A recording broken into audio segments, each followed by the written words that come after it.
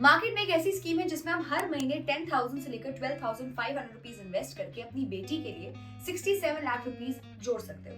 This is called Sukanya Samriddhi Yojana. ये कोई नई स्कीम नहीं है। This was launched in 2015 as a part of Beti Bachao Beti Padhao campaign. इस वीडियो में हम इस स्कीम के बारे में कुछ डिटेल इन्फॉर्मेशन आपसे शेयर करेंगे। In this video we will be answering 6 questions. What is Sukanya Samriddhi Yojana?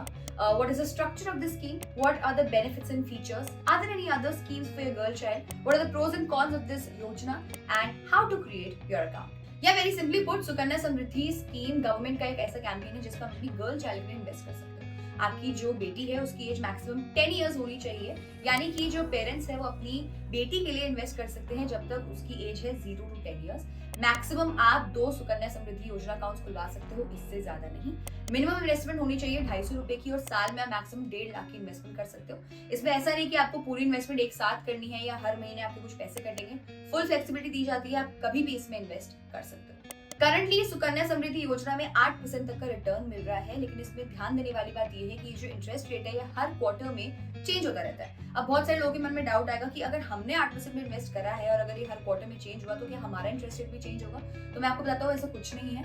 अगर आप इस स्कीम में 8% पे घुसे हैं तो आपका जो 8% है वही फिक्स इंटरेस्ट रहेगा। जब तक भी आप इस स्कीम के साथ जुड़े हुए हैं, आपका जो रिटर्न है वो 8% के हिसाब से ही आपको मिलेगा।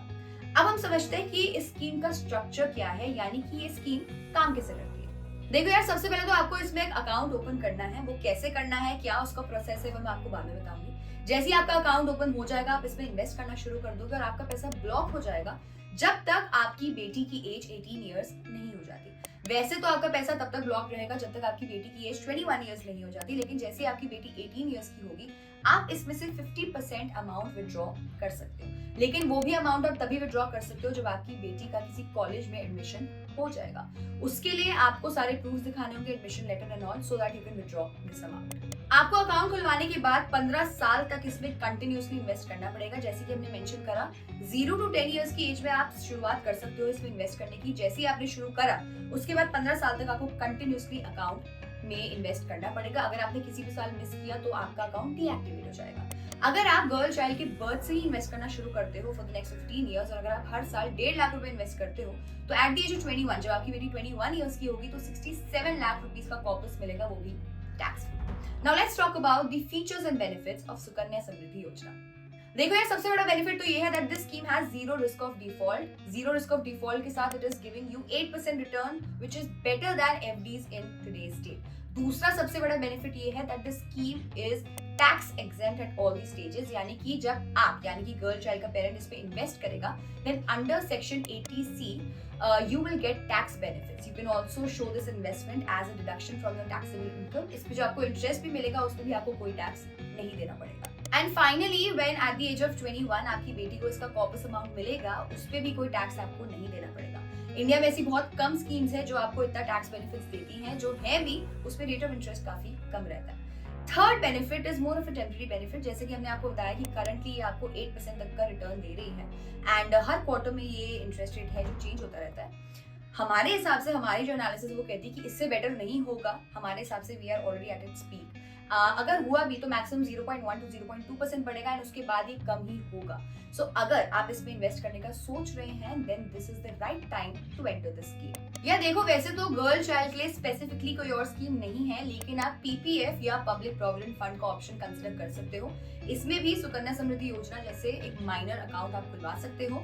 जनरली पीपीएफ का जो इंटरेस्ट रेट है वो 0.5% कम रहता है then Sukanya Samriddhi Yojana, but currently it is 0.9% less than Sukanya Samriddhi Yojana. PPF में आपका लॉक इन पीरियड है 15 years as against 21 years in Sukanya Samriddhi योजना।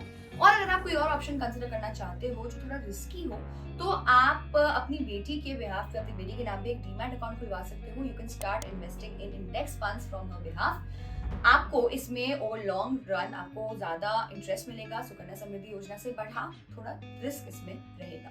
Now let's talk about pros and cons of Sukanya Samriddhi योजना।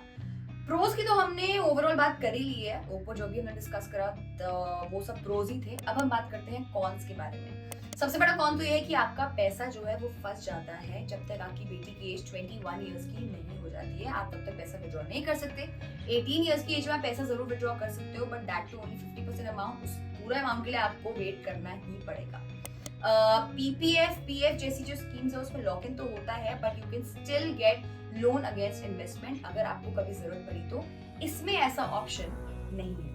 या दूसरा बड़ा कॉन तो ये है कि जब भी हम इन्वेस्टमेंट की बात कर रहे हैं फॉर गर्ल चाइल्ड, हमारा फोकस रहता है education and then marriage. Although this scheme offers 8% interest, लेकिन हमें ऐसा लगता है कि जो 8% इंटरेस्ट है वो इन्फ्लेशन को तो बीट नहीं कर पाएगा, स्पेशली एजुकेशन एंड मैरिज वाले इन्फ्लेशन को।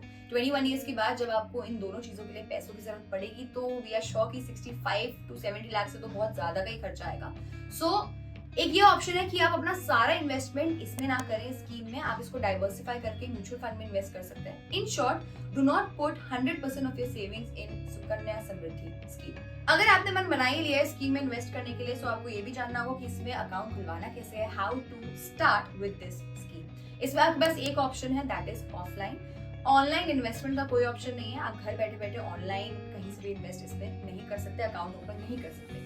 आप इसका एप्लीकेशन फॉर्म आरबीआई या पोस्ट ऑफिस की वेबसाइट से डाउनलोड कर सकते हो, उसको लेकर आप नियरेस्ट पोस्ट ऑफिस या पब्लिक सेक्टर बैंक जा सकते हो। उस फॉर्म में आप अपनी और अपनी गर्ल चाइल्ड की इंफॉर्मेशन भर के एक चेक या डीडी के साथ उसे लेके जा सकते हो।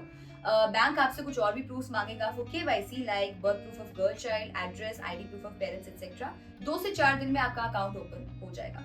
कमेंट सेक्शन में बताइए अगर आपके पास कुछ और सवाल है स्कीम से related, we will try to answer as much as we can. Also अगर आपने ऑलरेडी स्कीम में इन्वेस्ट किया हुआ है, so please share your experience in the comment section for your viewers. Till then, be careful.